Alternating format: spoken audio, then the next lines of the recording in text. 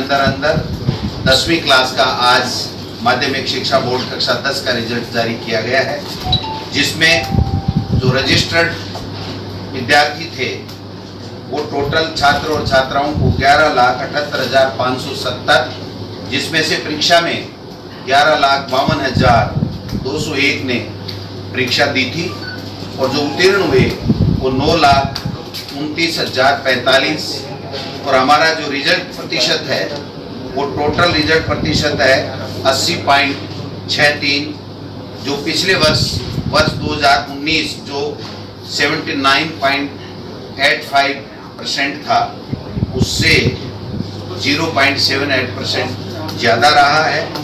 मैं समझता हूँ इसमें जो छात्रों का रिजल्ट है वो 78.99। पहुंचे सरकारी स्कूल अभी खुले ना, पाठ्यक्रम 30% मानव संसाधन मंत्रालय ने CBSE का कम कर दिया है और वो 30% उन परिस्थितियों में दिया है तब 1 अगस्त को विद्यालय खुल सकते हैं। हमारे भी जो वर्किंग डेज होनी चाहिए उतने वर्किंग डेज नहीं होंगे, तो हमने भी माध्यमिक शिक्षा बोर्ड और RSCRT को कहा है कि भाई हम कितना कर पाएंगे इस साल के लिए। तो ये सब चीज़ें परिस्थितियों के ऊपर निर्भर है कि हम कब विद्यालय खोलने के लिए हमें भारत सरकार अलाउ करे या हम हमारा निर्णय लें। तो जब निर्णय लेंगे, जब क्लास में प्रवेश होगा, पढ़ाई होगी, तो उसकी फीस भी चाहे वो प्राइवेट स्कूल है उसको देनी है।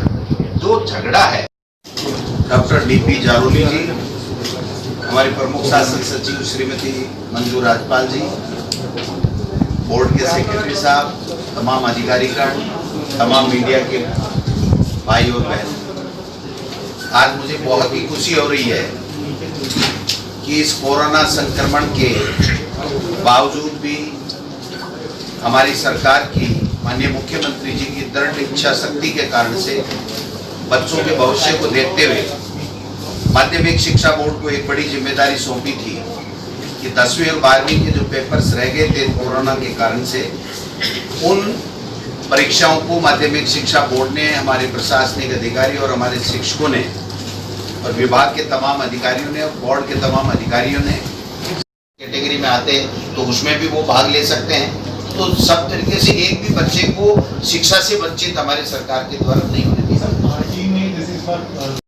जिनके पास में अच्छा इंफ्रास्ट्रक्चर है, अच्छा ऑनलाइन एजुकेशन का सिस्टम है और वो CBSE पैटर्न पे चल रहे हैं। CBSE उनको गाइडलाइन दे रहा है कि आप कैपेसिटी बिल्डअप के लिए ऑनलाइन क्लासेज लेते रहिए और कुछ हाई कोर्ट ने भी फैसला दिया है। यहाँ का हमारा जो हाई कोर्ट है इसमें भी रिट लगी हुई है कि साहब हम हमारे बच्चों को बिल्कुल ब्लैंक नहीं रखना चाहते, हमारे पास सुविधा है, बच्चों के पास वो सुविधा है, तो हम उन बच्चों को इंगेज रखना चाहते हैं और उनको ऑनलाइन एजुकेशन देना चाहते हैं। तो कहीं भी हिंदुस्तान में किसी भी स्टेट ने कोई शिक्षा देने के लिए मनाही नहीं किया है।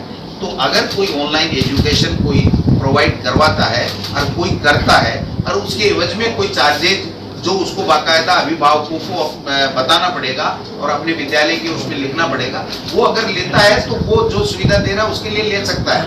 लेकिन पाठ्यक्रम की जो फीस है वो हम जब तय होगा तभी हो पाएगा। अब वो उस स्कूल के ऊपर निर्भर करता है कि वो पाठ्यक्रम की उस फीस में से पहले लेकर के कम दे रहा है, ज्यादा दे रहा है, लेकिन किसी को भी फीस के नाम से वो क्लास से, स्कूल से नाम नहीं काट सकता। ये हमारी सरकार ने आदेश दिया। इसी के साथ आज जो प्रवेशिका का जो रिजल्ट है वो भी हम लोग जारी कर रहे हैं। प्रवेशिका मुख्य परीक्षा 2020 में कुल रजिस्टर्ड छात्र थे 6,972 और प्रवेश में प्रवेशित हुए परीक्षा में 6,799 और उत्तीर्ण हुए 3,808, यानी 56.01% हमारा जो रिजल्ट रहा है। 2019 में ये 61.01% था, इस वर्ष 5% ये कम रहा है। इसमें भी जो छात्राओं का है वो 56.32 है और छात्रों का है वो 55.65 है।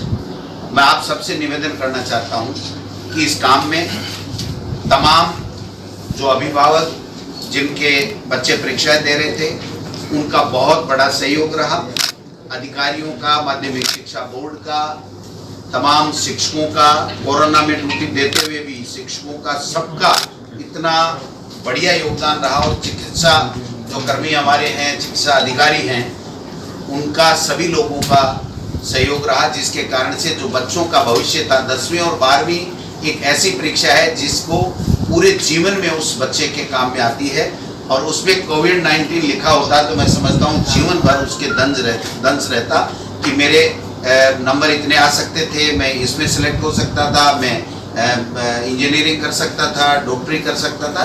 अधिकारी जो आज बैठे हैं उन्होंने बड़े शानदार तरीके से मैनेजमेंट किया, एक भी बच्चे को दिक्कत नहीं आई। सारे अभिभावक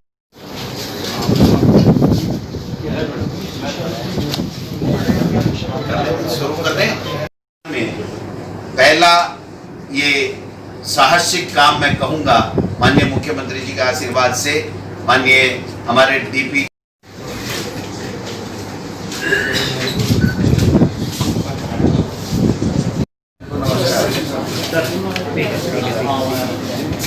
चार बजे है तो बता देना भाई।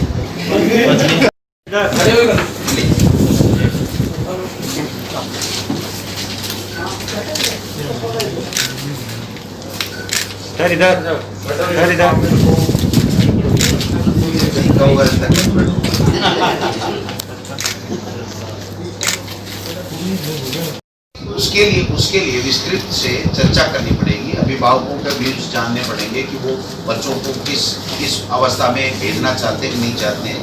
हमें पूरे तमाम हमारे जो CDO हैं, DO हैं, तमाम हमारे जो अधिकारी हैं, उनके साथ हमें VC करनी पड़ेगी कि उनकी क्या ओपिनियन है। तो ये सारी चीज़ें देख करके, और आप लोग मीडिया से भी हम चर्चा करेंगे कि लोगों में क्या महसूस हो रहा है, क्योंकि देखिए आप जो दिखाओगे वो दिखेगा समाज में।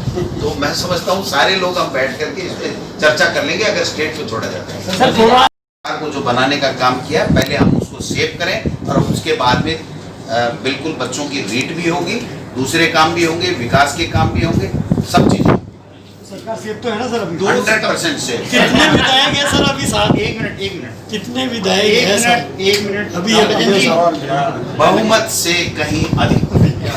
सर कुल मिला के ये है कि 2 सितंबर को रीट परीक्षा नहीं होगी।